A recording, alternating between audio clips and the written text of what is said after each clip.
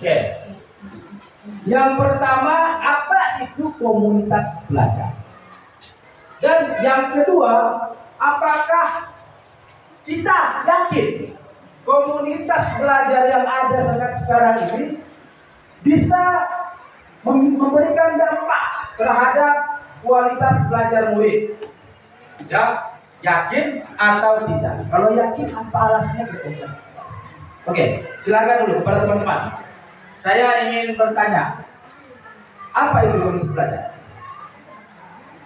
Yuk, apa itu komunitas belajar?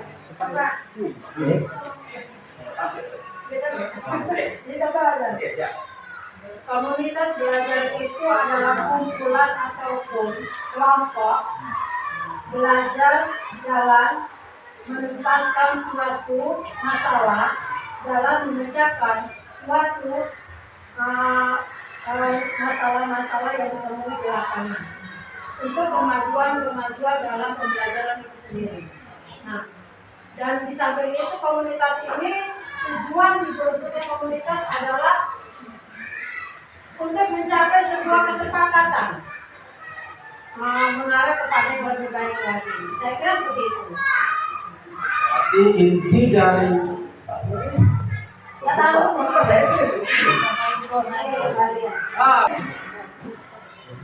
yang lain kemana? Halo? Yang lain? Ya, hampir sama. Hampir sama? Oke, hampir sama. Bulan, oke. Yang lain? Sama juga? Oh, sama. Oke. Kemudian ada pertanyaan yang mengacu kepada pribadi kita masing-masing. Yakin tidak komunitas belajar ini berdampak pada kualitas belajar murid? Ya, ini jawaban yang memang secara pribadi. Ya,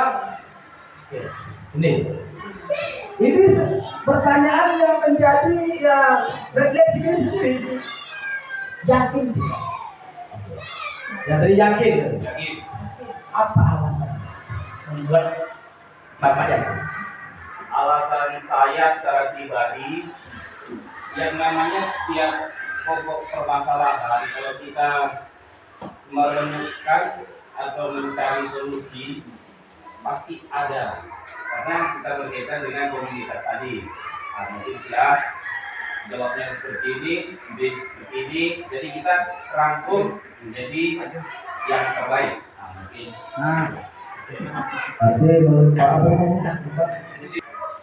Oke, silakan Nurdin. Jawabannya tergantung, Pak. Ya, yang mana tergantung? Tergantung digunakan atau enggak. Oh gitu. Karena begini, setelah kita adakan KKG, kadang-kadang ya kita nggak cerita di sini ya, mungkin di luar atau gimana lah kan. Yang jelas ketika kita komunitas belajar. Komunitas belajar itu merupakan sekelompok guru atau tenaga pendidik, sama tadi. Berarti dia karena ini komunitas belajar, berarti komunitas itu terdiri dari kelompok guru atau tenaga kependidikan. Tenaga kependidikan ini boleh dia tenaga administrasi, boleh dia unsur struktural seperti kepala sekolahnya kalau di sekolah atau juga dinasnya, tapi yang komunitas belajar. Bila kita melihat dalam bila kita mengacu pada aturan kurikulum merdeka yang memang disepakati dilaksanakan oleh Kementerian Pendidikan, ada dua fokus. Jadi komunitas belajar ini diharapkan memberikan dampak. Pertama, fokusnya pada pembelajaran murid. Berarti yang pertama, fokus komunitas belajar adalah untuk memperbaiki proses pembelajaran yang diberikan oleh guru kepada siswanya. Ya, samanya ini sebenarnya kita sama-sama belajar ini. Saya juga sama-sama ini kita anggap ini saya merasa diri saya sama berbagi informasi ya. Ini pusat pertamanya adalah ini, fokus utamanya. Kenapa saya bilang ini fokus utamanya karena setiap apa yang dilakukan guru bermuara terhadap output yang akan diberikan yang dikeluarkan oleh setiap sekolah. Berarti ini apa? Murid, siswa kita. Selain ini, selain berfokus pada proses pembelajaran, fokus yang kedua dari proses belajar itu adalah peningkatan kompetensi guru dan tenaga kependidikan. Ini yang baru. Kalau ini mungkin kita biasa, karena memang apapun ceritanya, setiap perkumpulan guru, perkumpulan orang-orang yang memang bergerak dalam bidang pendidikan, pasti ini yang dicari.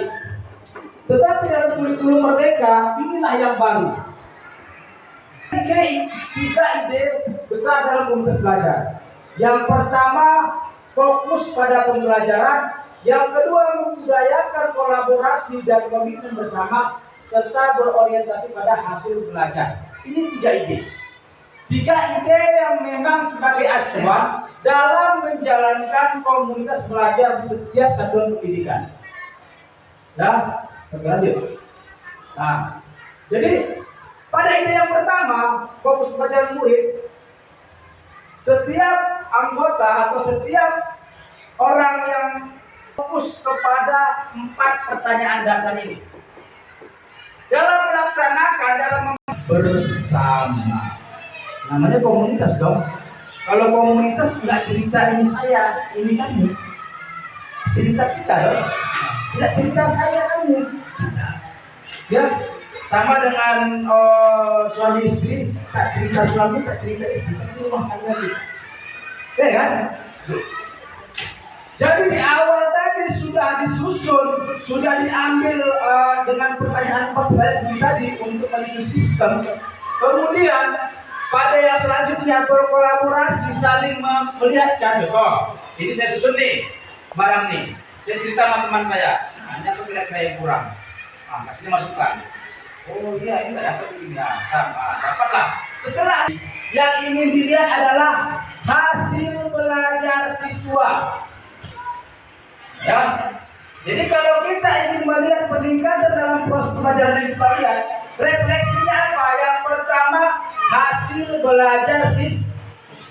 Jadi kalau kita belajar biasa-biasa nih hari-hari, ya kan, nah, hasil belajarnya dilihat, direfleksi, dilihatlah kata kunci. Sama juga apa hal yang ingin murid capai, bagaimana kita mengetahui bahwa siswa sudah mendapatkan hal tersebut.